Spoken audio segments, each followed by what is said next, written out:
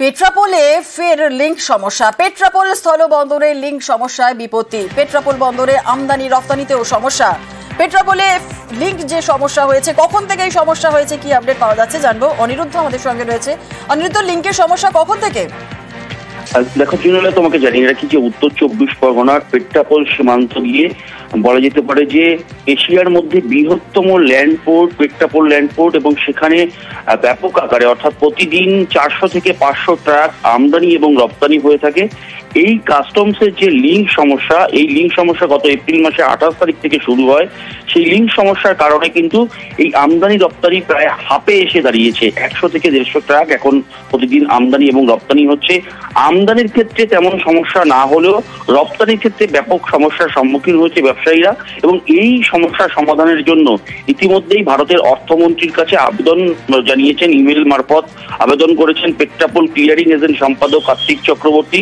তিনি এই বিষয় জানিয়েছেন যে এই লিঙ্ক সমস্যার কারণে ব্যবসায়ীরা ব্যাপক সমস্যার সম্মুখীন হয়েছে। যারা এক্সপোর্টার আছেন, অর্থাৎ রপ্তানি করে থাকেন, রপ্তানি ট্রাকের সংখ্যা কিন্তু একদম তলানিতে ঠেকেছে।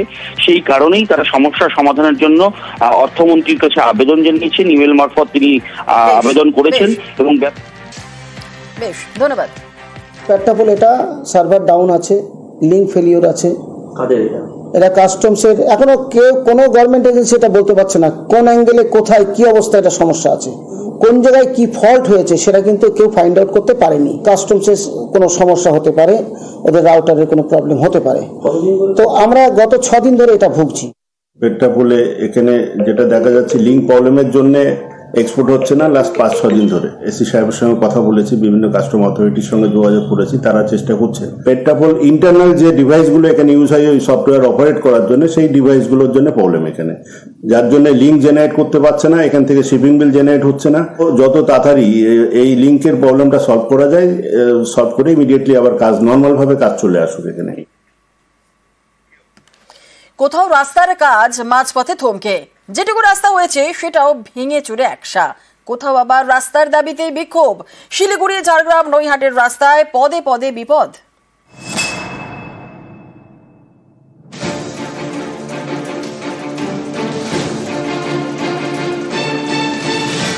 মাস 3 আগে তৈরি হয়েছে এই ঢালাই রাস্তা, এরই মধ্যে রাস্তায় গর্ত।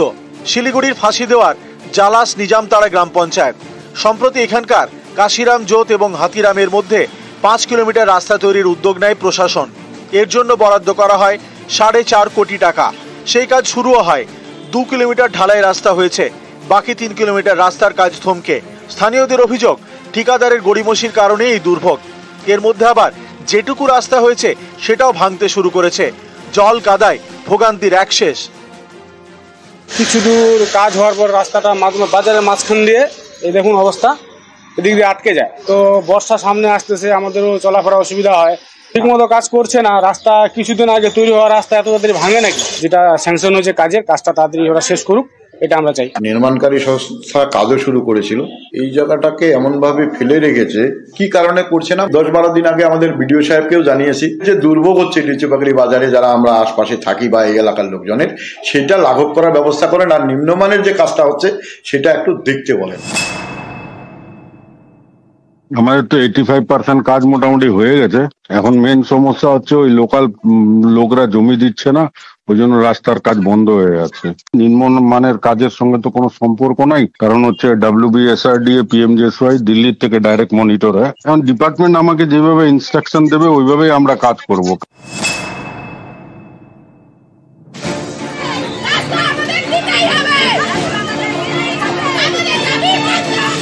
উত্তর 24 পরগনার নৈহাটির মামুদপুর গ্রাম পঞ্চায়েত, এখানকার বড়া এলাকার রাস্তা দীর্ঘদিন ধরে বেহাল। অভিযোগ, রাস্তা সারানোর দাবিতে বারবার পঞ্চায়েত অফিসে জানিয়েও লাভ হয়নি। শেষমেশ রাস্তায় নেমে বিক্ষোভ। প্রায় 1 ঘন্টা বড়া মোড় অবরোধ করেন স্থানীয়রা।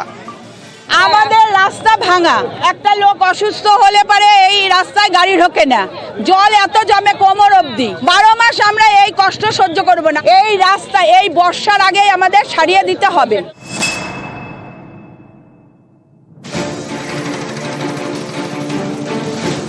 ঝাড়গ্রামের রামগড়, এখানেও বেহাল রাস্তা, জায়গায় জায়গায় খানাখন্দ।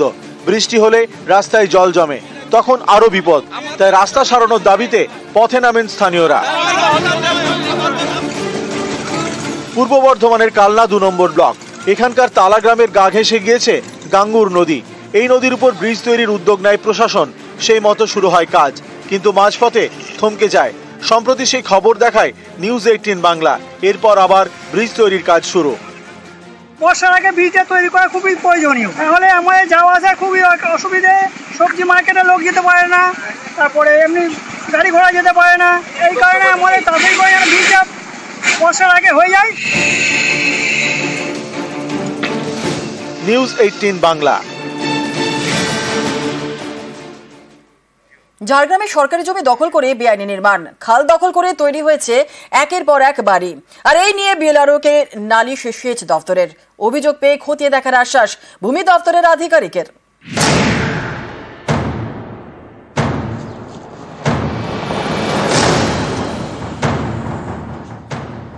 এটা একটা খাল, দেখে বোঝার উপায় নেই, একেবারে শুকনো খটখটে। এই সুযোগে কোথাও দখল হয়ে গিয়েছে খালের বুক, তৈরি হয়েছে বাড়ি। কোথাও আবার দখল হয়ে গিয়েছে খালের দুপাড়, এখানেও একের পর এক বাড়ি। খাল দখলের ছবি ঝাড়গ্রাম শহরের। এই সেচ খাল মিশেছে কংসাবতী নদীতে। এই খালের পাড়ে ঝাড়গ্রাম পুরসভার 12 নম্বর ওয়ার্ডের নৃপেন পল্লী আর 18 নম্বর ওয়ার্ডের বিবেকানন্দ পল্লী। এই দুই জায়গায় খাল দখল হয়ে গিয়েছে। কোথাও দখল হয়ে গিয়েছে খালের বুক, কোথাও দখল হয়ে গিয়েছে খাল পাড়, গড়ে উঠেছে বসতি। খালের পাশেই সরকারি অফিস, বোর্ডে লেখা Jhargram flood management and planning division. স্থানীয়দের প্রশ্ন, সরকারি অফিসের পাশে কিভাবে খাল পাড় দখল হচ্ছে? এই বেআইনি দখলদারির বিরুদ্ধে তারা সরব। নতুন কিছু নয়, এই খাস জায়গা বিক্রি করাটা শুরু হয়েছিল আজ থেকে 10 বছর ধরে, এবং এটা আজকে চূড়ান্ত পর্যায়ে চলে গেছে। এখানে যারা এসে বসবাস করছে তারা স্থানীয় ঝাড়গ্রাম জেলার কোনো লোক নয়, এবং একটা ইচ্ছাকৃতভাবে একটা জনবিন্যাসে বিপর্যয় ঘটিয়ে দেওয়া হচ্ছে বহিরাগত এনে, এবং এই জায়গাগুলো বেচা কেনার সাথে ডাইরেক্ট কংসাবতী প্রজেক্টের সাথে যুক্ত আধিকারিকরা জড়িত আছেন। হয়ে গেল 20 বছর, এবার কংসাবতীর জায়গায় তো মনে হয় আছি আমরা। ঘর দুয়ার করি তখন কেউ কিছু বলেনি, তখন তো ঘর দুয়ার করে ফেলেছি। এখন যদি উঠতে বলে জায়গা দেয়, যেদিকে জায়গা দেবে সেদিকে চলে যাবো, আর নাহলে কোথায় যাবো আমরা এতগুলো মানুষ। কেউ আসেন, কিন্তু কংসাবতী দেখছি সামনের দিকে বোর্ড দিয়েছে। আর বোর্ড যদি পড়তে জানতে তাহলে তো বিশাল ব্যাপার।